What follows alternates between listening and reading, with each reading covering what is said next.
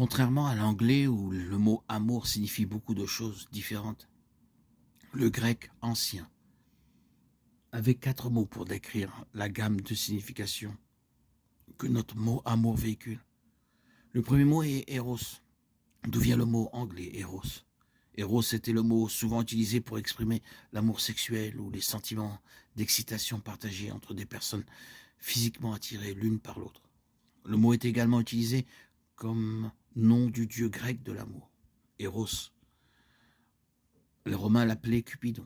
À l'époque du Nouveau Testament, ce mot était devenu si dégradé par la culture qu'il n'est même pas utilisé une seule fois dans tout le Nouveau Testament.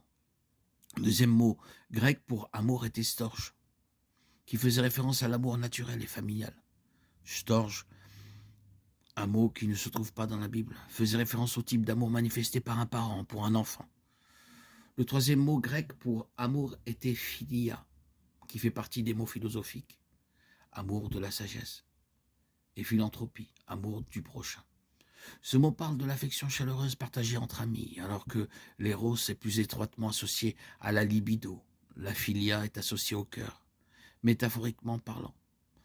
Nous ressentons de l'amour pour nos amis et notre famille, évidemment pas dans un sens érotique, mais dans le sens d'être gentil et affectueux. Cependant, la philia n'est pas ressentie entre des personnes qui sont en inimitié les unes envers les autres. Nous pouvons ressentir de la philia envers nos amis et notre famille, mais pas envers les personnes que nous n'aimons pas ou que nous haïssons. Le quatrième mot grec pour amour est différent de tous ces mots. Agapé, généralement défini comme l'amour sacrificiel. C'est l'amour qui pousse les gens à agir et qui veille au bien-être des autres, quel qu'en soit le prix personnel.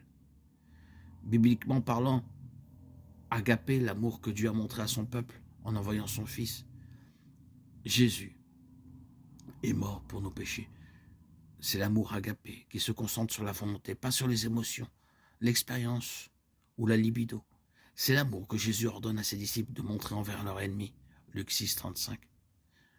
Dans Romains 5, 8, Paul nous dit que l'amour de Dieu pour son peuple s'est manifesté en ce que lorsque nous étions encore pécheurs, c'est-à-dire ennemis, Christ est mort pour nous. Concentrez-vous sur la relation et sur les autres. Considérez ce que l'apôtre Paul dit à l'église de Colosse. Faites donc mourir ce qui est terrestre en vous. L'immoralité sexuelle, l'impureté, les passions, les mauvais désirs et la cupidité qui est une idolâtrie. Colossiens 3, 5. Le mot grec pour immoralité sexuelle et les êtres humains ont tendance à aller aux extrêmes, devenant soit des ascètes, soit des hédonistes. L'ascète évite complètement l'amour sensuel ou sexuel. L'hédoniste considère la passion sexuelle débridée et toutes les formes de sensualité comme parfaitement naturelles et à satisfaire. La vision biblique est un équilibre entre ces deux extrêmes pécheurs. Dans le lien du mariage hétérosexuel, Dieu célèbre la beauté de l'amour sexuel. Que mon amant vienne dans son jardin et qu'il en goûte les meilleurs fruits. Je suis venu dans mon jardin, ma sœur, ma fiancée, j'ai cueilli ma myrrhe avec mes aromates, j'ai mangé mon rayon de miel et mon miel, j'ai bu mon vin et mon lait. Mangez, amis, et buvez, buvez à satiété, amants. Cantique des Cantiques 4, 16, 5, 1.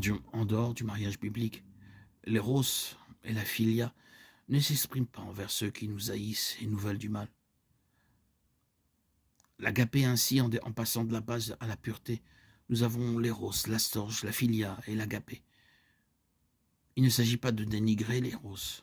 L'amour sexuel n'est pas impur ou pécheur. Il n'est pas fondamentalement impur ou mauvais. Il est plutôt le don de Dieu aux couples mariés pour exprimer leur amour l'un pour l'autre, renforcer le lien entre eux et assurer la survie de la race humaine.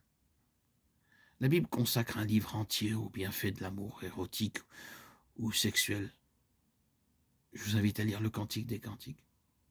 L'amour entre un mari et une femme devrait être, entre autres choses, un amour érotique. Cependant, une relation à long terme basée uniquement sur l'éros est vouée à l'échec. Le frisson de l'amour sexuel s'estompe rapidement, à moins qu'il n'y ait un peu de philia et d'agapé pour l'accompagner. Même s'il n'y a rien d'intrinsèquement pécheur dans l'amour érotique, C'est dans cette sphère que notre nature pécheresse se manifeste facilement, car l'éros se concentre principalement sur la sensualité et sur soi-même. Storge, philia et agapé, de même que porneia, qui est la racine de notre mot français pornographie.